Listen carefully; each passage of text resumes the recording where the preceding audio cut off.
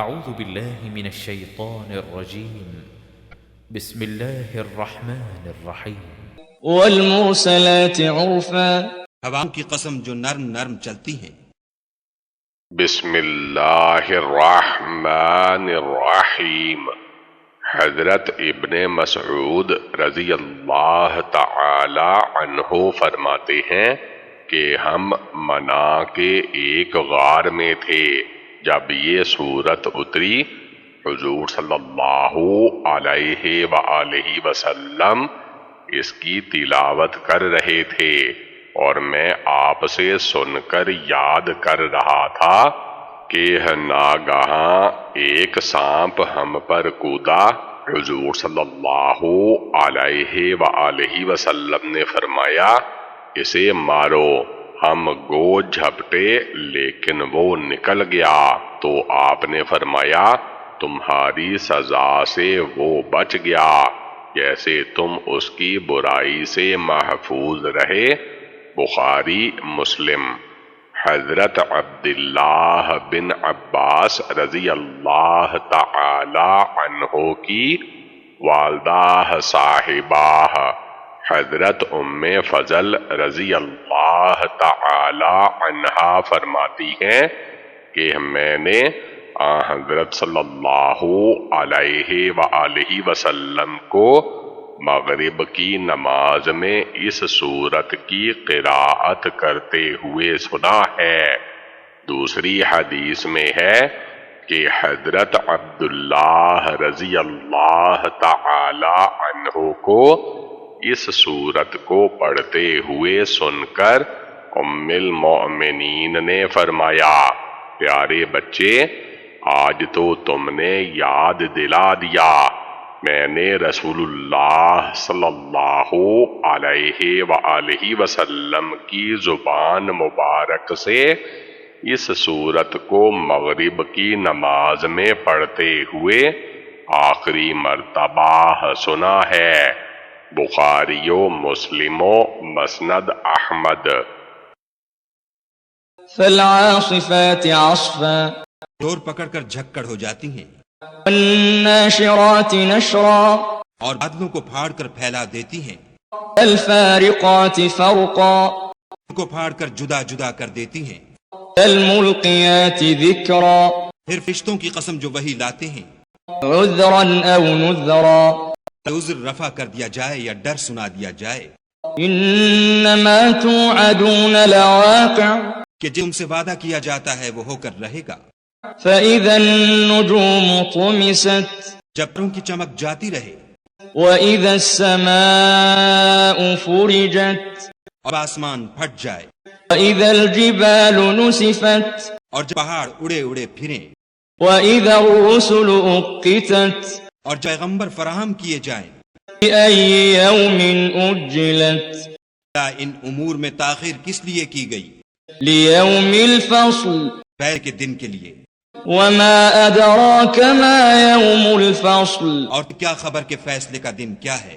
ويل يومئذ للمكذبين، ان جھٹلانے والوں کے لیے خرابی ہے۔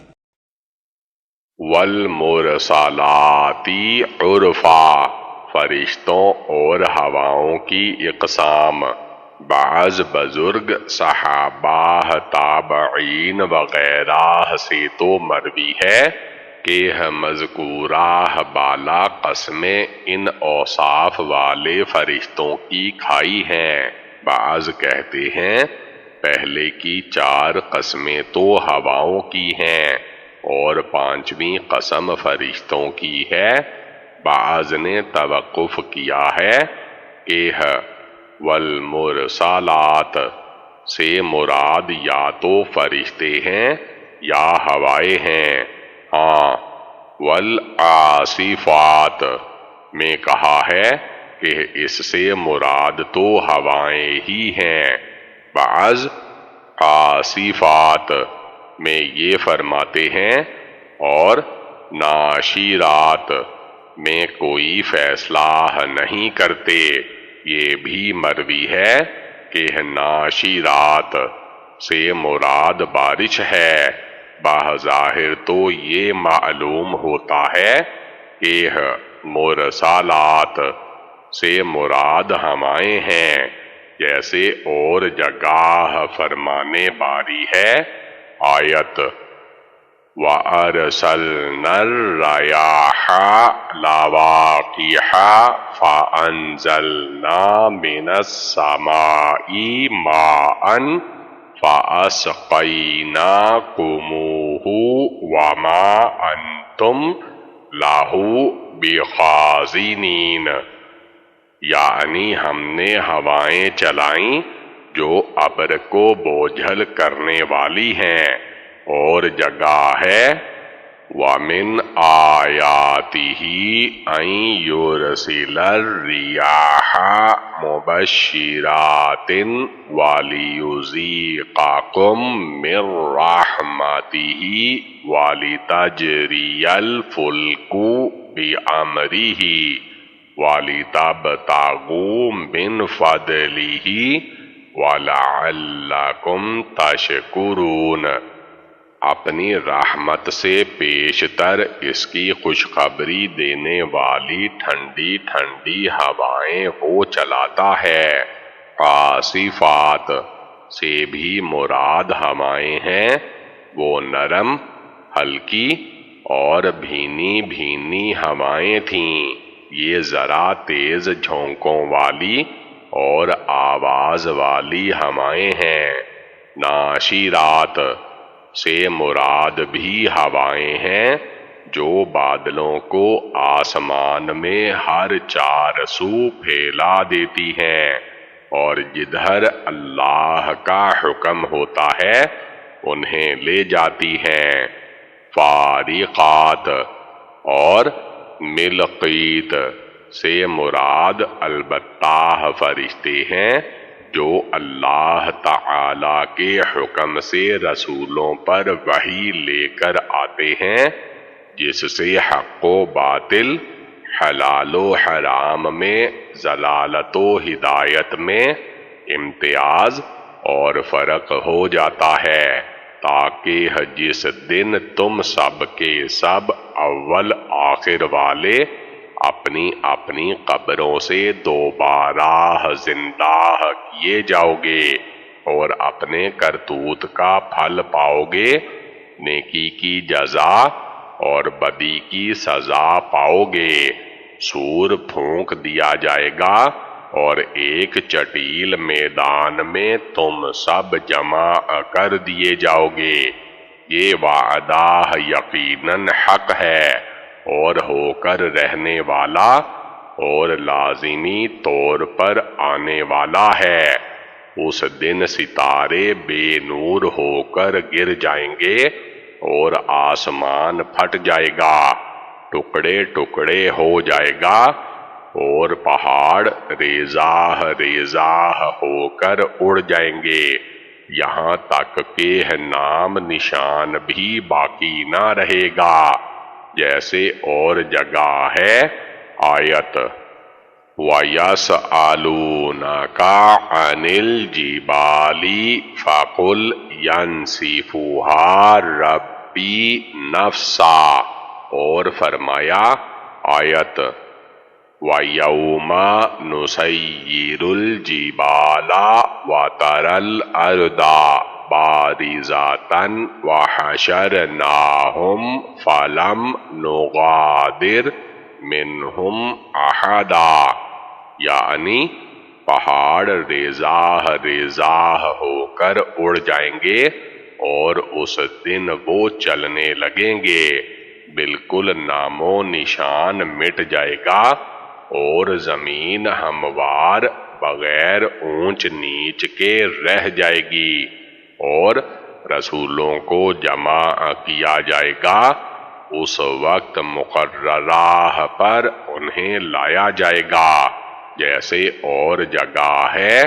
آیت یوم یجمع اللہ الرسل فیقول ماذا اجبتم، اس دن اللہ تعالی رسولوں کو جمع کرے گا اور ان سے شہادتیں لے گا، جیسے اور جگہ ہے۔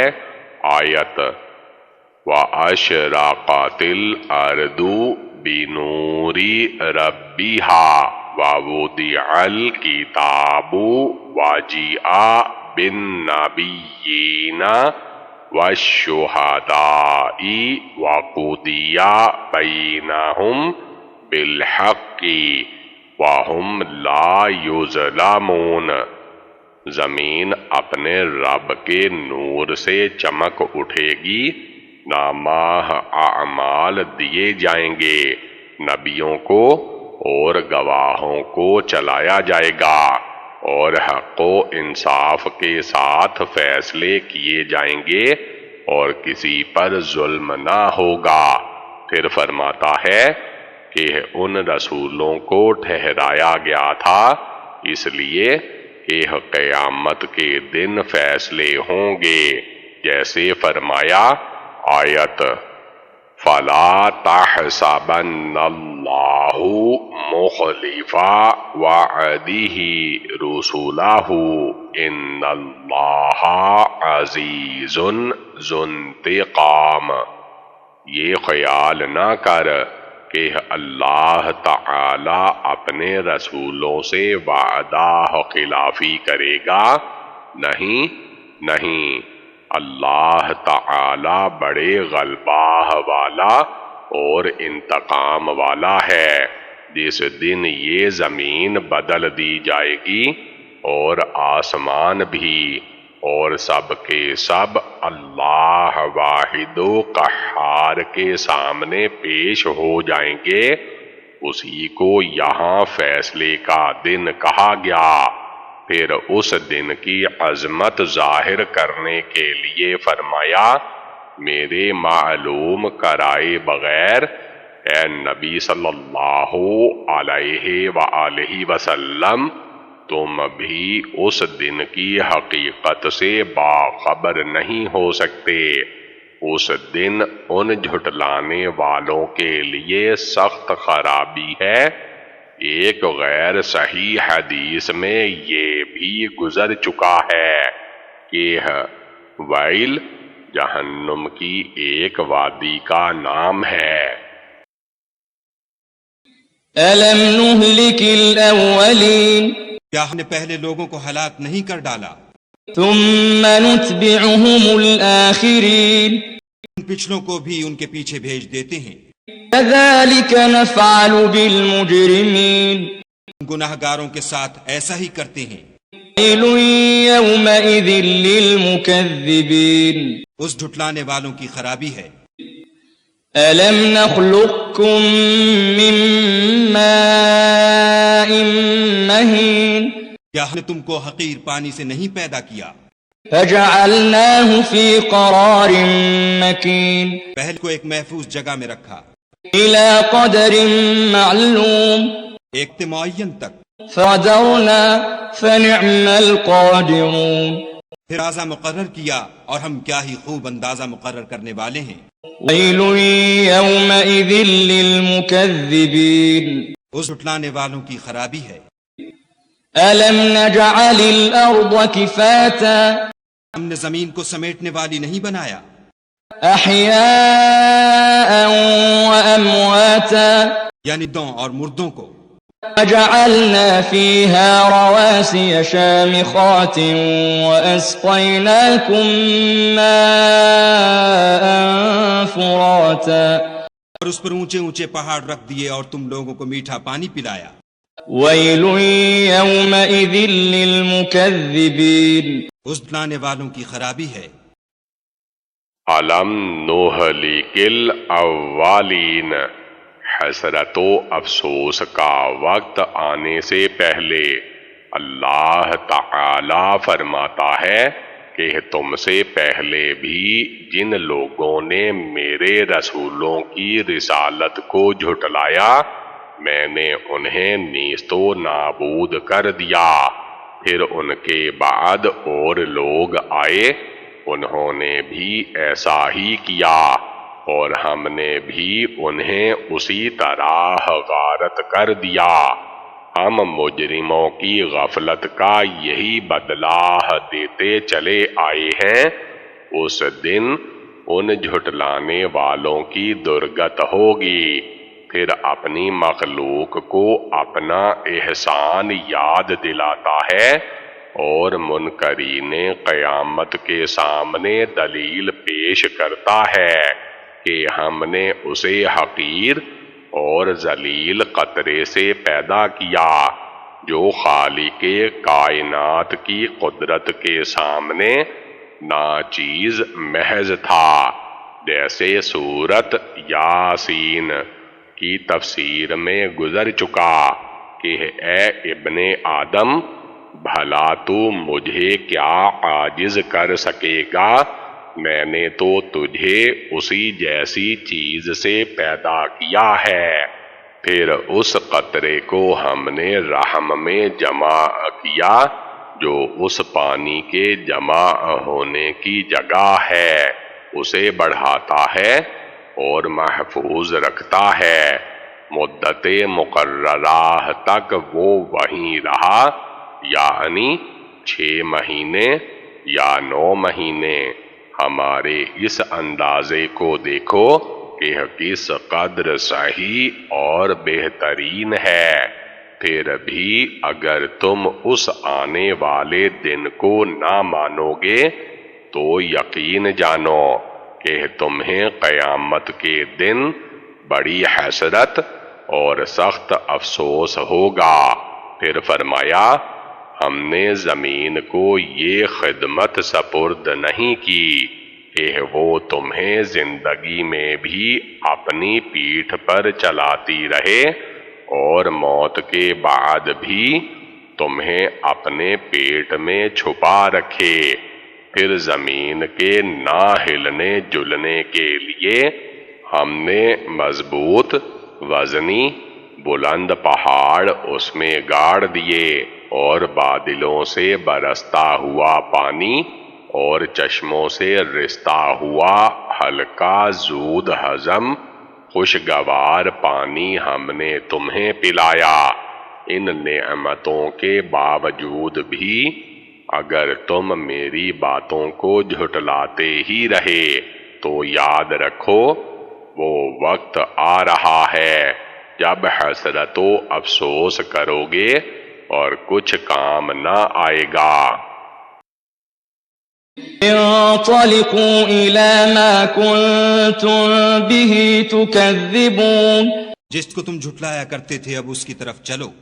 انطلقوا إلى ظل ذي 3 شعب یعنی سائے کی طرف چلو جس کی 3 شاخیں ہیں، لا ظليل ولا يغني من اللهب ٹھنڈی چھاؤں اور نہ لپٹ سے بچاؤ۔ إنها ترمي بشرر كالقصر اس آگ کی اتنی بڑی چنگاریاں اڑتی ہیں جیسے محل، كأنه جمالة صفر وہ زرد رنگ کے اونٹ ہیں۔ ويل يومئذ للمكذبين اس جھٹلانے والوں کی خرابی ہے۔ هذا يوم لا ينطقون یہ وہ ہے کہ لوگ لب تک نہ ہلا سکیں گے ولا يؤذن لهم فيعتذرون اور ان کو اجازت دی جائے گی کہ عذر کر سکیں۔ ويل يومئذ للمكذبين اس جھٹلانے والوں کی خرابی ہے۔ هذا يوم الفصل جمعناكم والأولين یہ فیصلے کا دن ہے جس میں ہم نے تم کو اور پہلے لوگوں کو جمع کیا ہے۔ فإن كان لكم كيد فكيدون تم کو کوئی داؤں آتا ہو تو مجھ سے کر چلو۔ ويل يومئذ للمكذبين اس دن جھٹلانے والوں کی خرابی ہے۔ انطلقوا إلى ما كنتم به تكذبون، جہنم کے شعلے سیاہ اونٹوں اور دہکتے تانبے کے ٹکڑوں کی مانند ہوں گے جو کفار قیامت، جزا، سزا اور جنت دوزخ کو جھٹلاتے تھے، ان سے قیامت کے دن کہا جائے گا کہ لو جسے سچا نہ مانتے تھے وہ سزا اور وہ دوزخ یہ موجود ہے، اس میں جاؤ، اس کے شعلے بھڑک رہے ہیں اور اونچے ہو کر ان میں 3 پھانکیں کھل جاتی ہیں، 3 حصے ہو جاتے ہیں، اور ساتھ ہی دھواں بھی اوپر کو چڑھتا ہے جس سے نیچے کی طرف چھاؤں پڑتی ہے اور سایہ معلوم ہوتا ہے، لیکن فی الواقع نہ تو وہ سایہ ہے نہ آگ کی حرارت کو کم کرتا ہے۔ یہ جہنم اتنی تیز، تند، سخت اور باکثرت آگ والی ہے کہ اس کی چنگاریاں جو اڑتی ہیں وہ بھی مثل قلعہ کے اور تناؤ درخت کے مضبوط لمبے چوڑے تنے کے ہیں۔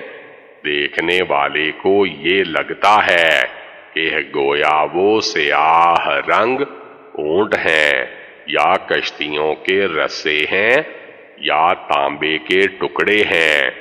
حضرت ابن عباس رضی اللہ تعالی عنہ فرماتے ہیں، ہم جاڑے کے موسم میں 3 ہاتھ کی یا کچھ زیادہ لمبی لکڑیاں لے کر انہیں بلند کر لیتے، اسے ہم قصر کہا کرتے تھے۔ کشتی کی رسیاں جب اکٹھی ہو جاتی ہیں تو خاصی اونچی، قد آدم کے برابر ہو جاتی ہیں۔ اسی کو یہاں مراد لیا گیا ہے۔ ان جھٹلانے والوں پر حسرت و افسوس ہے، آج نہ یہ بول سکیں گے اور نہ انہیں عذر و معذرت کرنے کی اجازت ملے گی، کیونکہ ان پر حجت قائم ہو چکی اور ظالموں پر اللہ کی بات ثابت ہو گئی۔ اب انہیں بولنے کی اجازت نہیں۔ یہ یاد رہے کہ قرآن کریم میں ان کا بولنا، مکرنا، چھپانا، عذر کرنا بھی بیان ہوا ہے، تو مطلب یہ ہے کہ حجت قائم ہونے سے پہلے عذر، معذرت وغیرہ پیش کریں گے۔ جب سب توڑ دیا جائے گا اور دلیلیں پیش ہو جائیں گی تو اب بول چال، عذر، معذرت ختم ہو جائے گی۔ غرض میدان حشر کے مختلف مواقع اور لوگوں کی مختلف مواقع اور لوگوں کی مختلف حالتیں ہیں، کسی وقت یہ، کسی وقت وہ، اسی لیے یہاں ہر کلام کے خاتمہ پر جھٹلانے والوں کی خرابی کی خبر دے دی جاتی ہے۔ پھر فرماتا ہے، یہ فیصلے کا دن ہے، اگلے پچھلے سب یہاں جمع ہیں۔ اگر تم کسی چالاکی، مکاری، ہوشیاری اور فریب دہی سے میرے قبضے سے نکل سکتے ہو تو نکل جاؤ، پوری کوشش کر لو۔ خیال فرمائیے کہ کس قدر دل ہلا دینے والا فقرہ ہے۔ پروردگار عالم خود قیامت کے دن ان منکروں سے فرمائے گا کہ اب خاموش کیوں ہو؟ وہ عیاری، چالاکی اور بے باکی کیا ہوئی؟ دیکھو، میں نے تم سب کو ایک میدان میں حسب وعدہ جمع کر دیا۔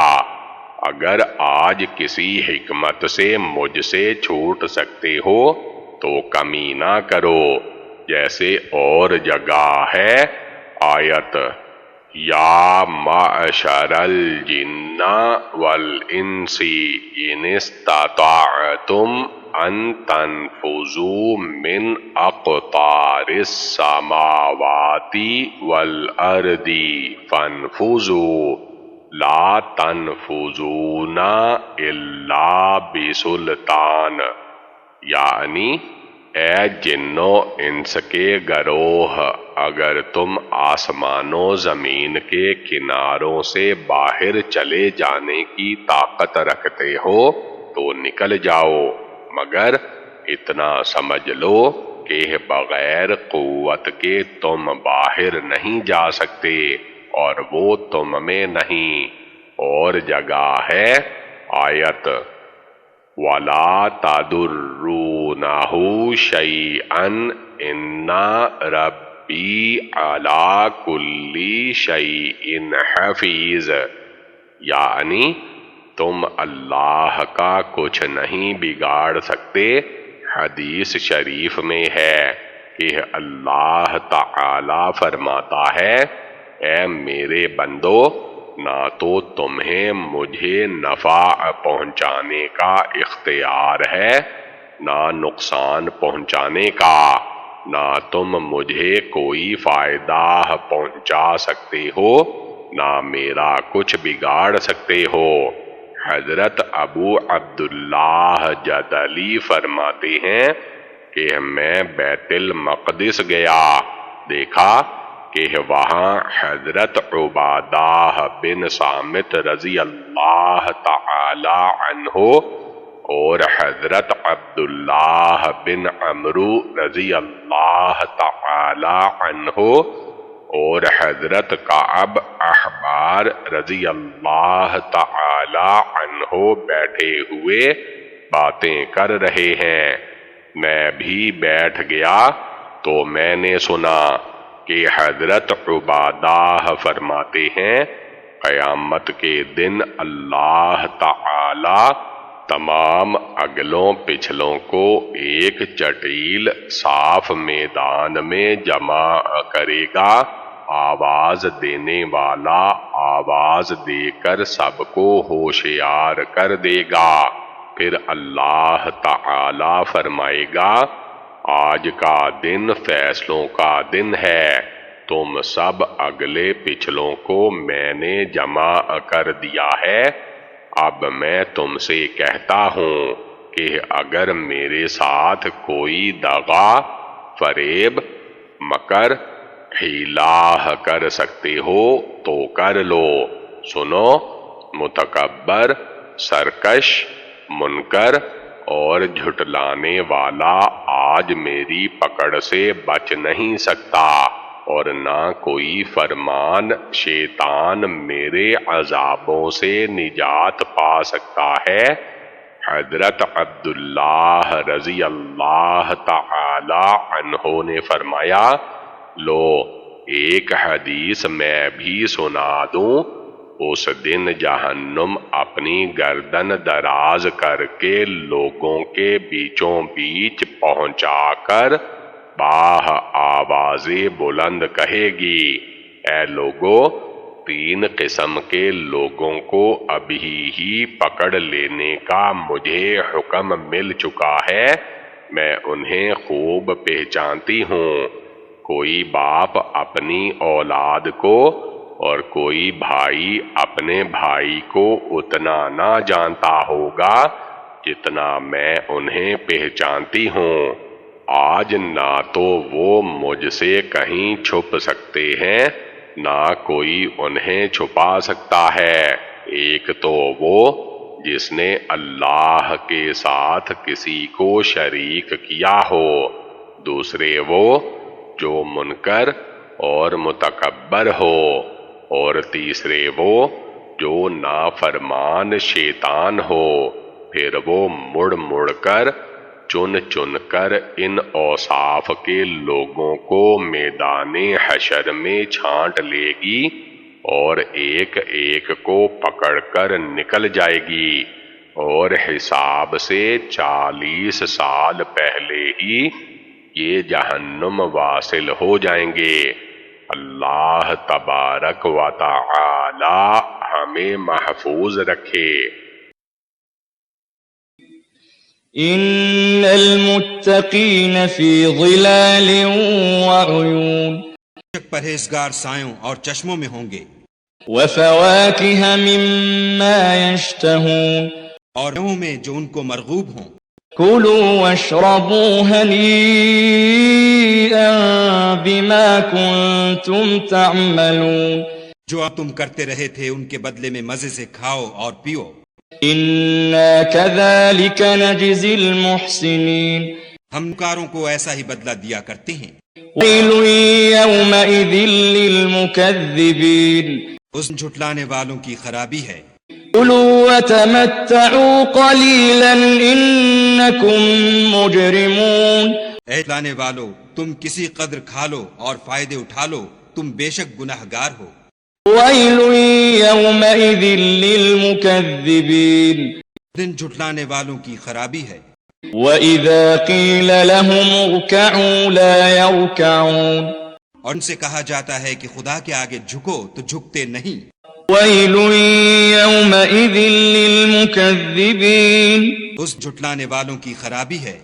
فبأي حديث بعده يؤمنون اب بعد یہ کون سی بات پر ایمان لائیں گے؟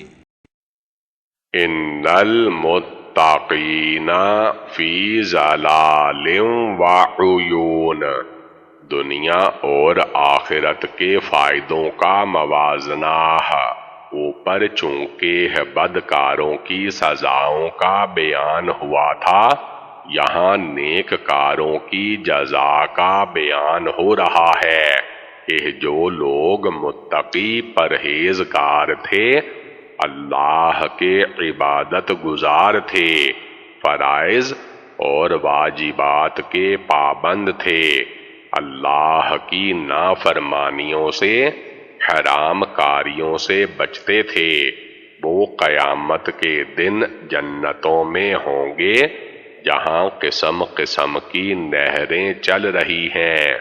گناہگار سیاہ بدبودار دھوئیں میں گھرے ہوئے ہوں گے، اور یہ نیک کردار جنتوں کے گھنے ٹھنڈے اور پرکیف سایوں میں باہ آرام تمام لیٹے بیٹھے ہوں گے، سامنے صاف شفاف چشمے اپنی پوری روانی سے جاری ہیں، قسم قسم کے پھل، میوے اور ترکاریاں موجود ہیں، جسے جب جی چاہے کھائیں، نہ روک ٹوک ہے نہ کمی اور نقصان کا اندیشہ ہے، نہ فنا ہونے اور ختم ہونے کا خطرہ ہے۔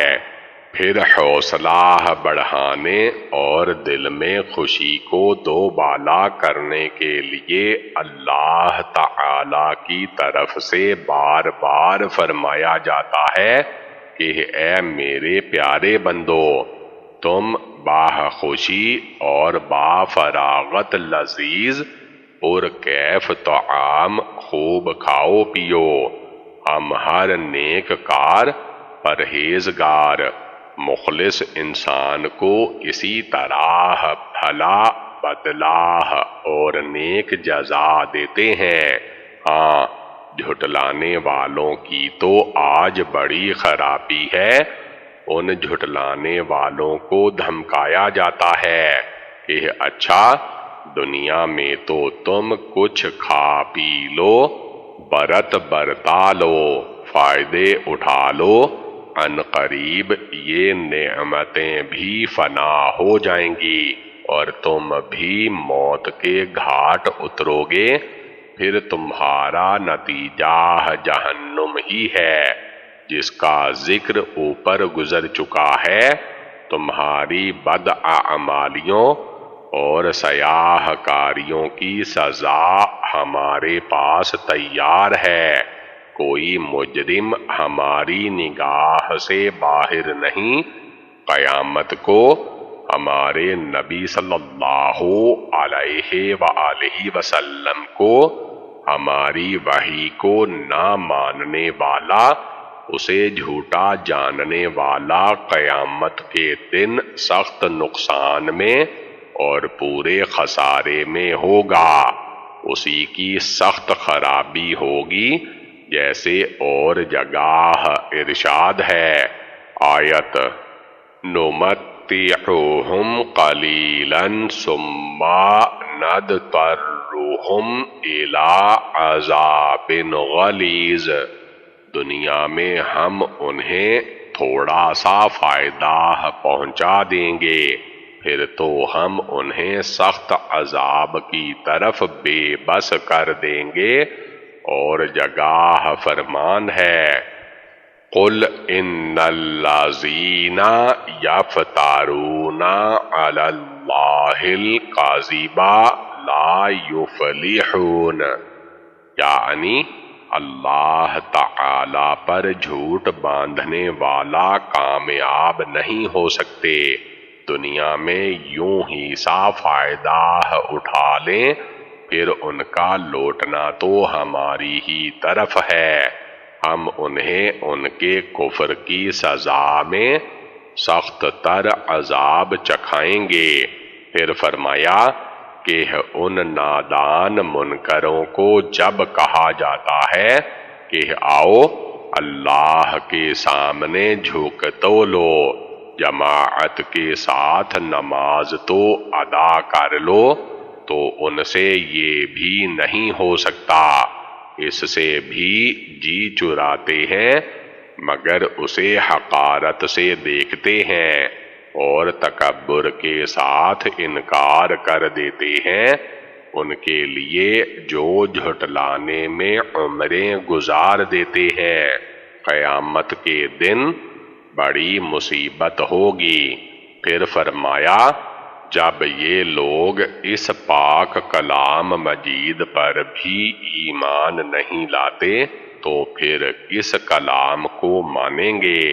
جیسے اور جگہ ہے فَبِأَيِّ حَدِيثٍ بَعْدَ اللَّهِ وَآيَاتِهِ يُؤْمِنُونَ، یعنی اللہ تعالی پر اور اس کی آیتوں پر جب یہ ایمان نہ لائے تو اب کس بات پر ایمان لائیں گے؟